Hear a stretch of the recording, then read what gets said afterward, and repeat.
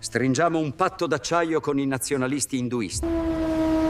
Nelle ombre dell'Oceano Indiano, i lupi di mare si muovono invisibili.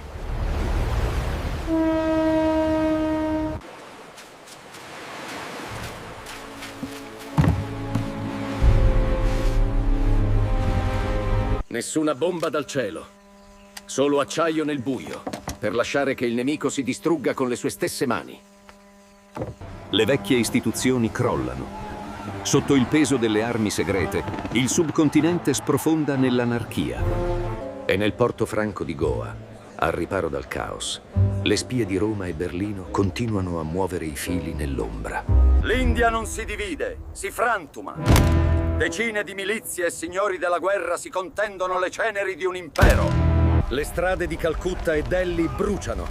Una guerra civile spietata, dove i nostri alleati avanzano senza pietà. Chi non si piega al nuovo ordine induista deve fuggire. Milioni di musulmani marciano a ovest, verso i loro nuovi confini, ma l'America sconfitta trama nel buio. Nelle aspre montagne del nord, gli emissari di Washington comprano la lealtà dei ribelli islamici. Sono in casse di fucili e mitragliatrici. L'intento è chiaro: far sanguinare il nostro alleato induista. Addestrati ed equipaggiati, i fanatici colpiscono dal confine. L'Asia centrale diventa la nuova scacchiera di una guerra spietata. E ora, guardano ai confini. Nessuna minaccia esterna potrà spezzare questa nazione pacificata con la forza. Una nuova mappa è tracciata col ferro. L'India è unificata e l'elemento islamico è confinato per sempre oltre il filo spinato. Si inchinano ai generali di Washington. Ma sotto l'antica cortesia, il cuore dei samurai cova la vendetta. I conquistatori sono diventati prigionieri. Il quartier generale americano è una fortezza di sacchi di sabbia in un mare di nemici invisibili. Le città nipponiche sono intatte, ma l'onore è ferito. Il popolo del Sollevante fissa l'invasore Yankee con un disprezzo di ghiaccio. E nel buio, i nostri agenti varcano l'oceano. L'asse finanzia le ombre di Tokyo per pugnalare l'America alle spalle.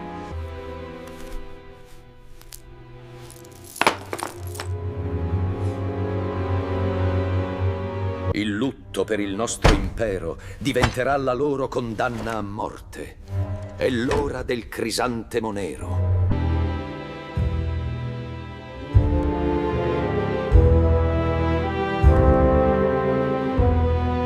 L'onore militare si allea con i panipadroni dei bassifondi. La Yakuza nutre la ribellione con armi e ombre. Non esistono zone sicure. Il riposo dei conquistatori viene interrotto dall'acciaio freddo dei nuovi Ronin. Le strade intatte di Tokyo diventano un labirinto letale. Ogni pattuglia americana è un bersaglio mobile.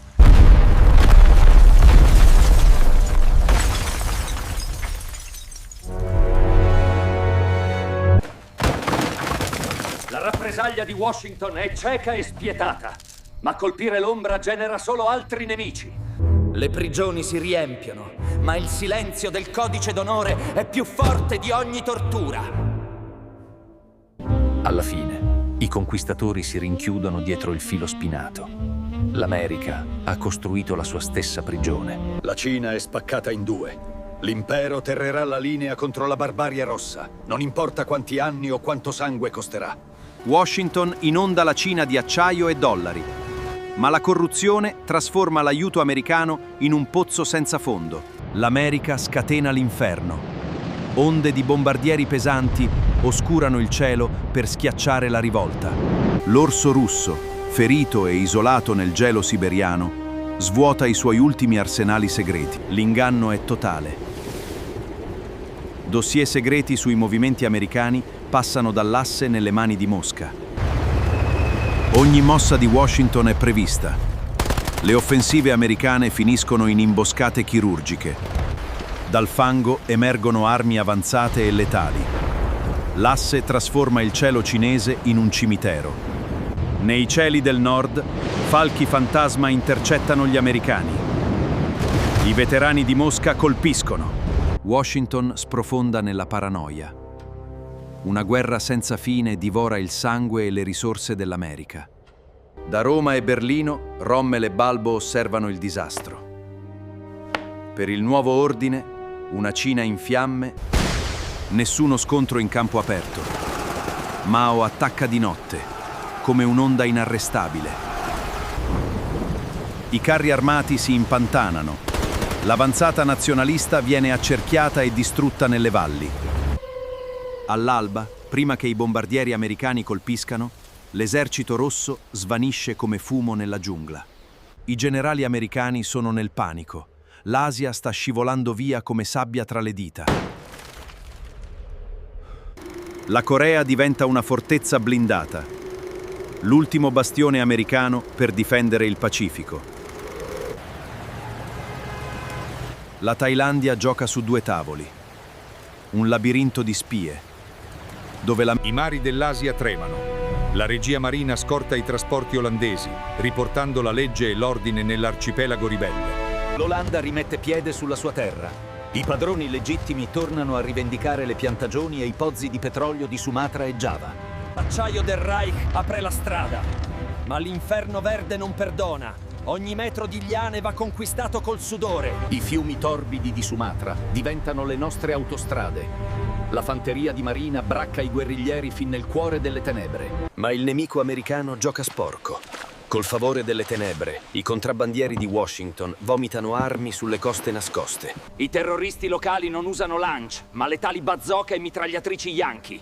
L'America getta i suoi dollari nel fango per fermarci. Le colonne olandesi subiscono il vile morso della guerriglia. Il prezzo per mantenere il controllo del sud-est asiatico è bagnato di sangue. Catturiamo le loro spie. Sotto interrogatorio emerge la vile rete logistica Yankee. Non sono ribelli, ma mercenari di Washington. Non c'è nascondiglio per i traditori. Le nostre fortezze volanti purificano l'inferno verde con inesorabili tempeste di fuoco. Avanti, muoversi! Svelti, in fila! Niente sacchi qui! Grandi città costiere cadono. L'acciaio europeo conquista i centri del potere indonesiano. Ma nella fitta boscaglia infuria l'inferno. Ogni sentiero diventa una trappola mortale. Le linee di rifornimento saltano. Le città sono sicure, ma l'interno è perduto. Il comando olandese risponde dal cielo. Un tappeto di bombe incenerisce la giungla indonesiana. Ma i ribelli non si arrendono. Dalla terra bruciata, la resistenza contrattacca senza pietà. La pace dell'impero richiede sacrifici spaventosi, ma la volontà di Roma e Berlino non si piega. Dall'alto comando, il generale olandese guarda soddisfatto la mappa. Crede di aver vinto. Under an endless sky of burning coal, silver dunes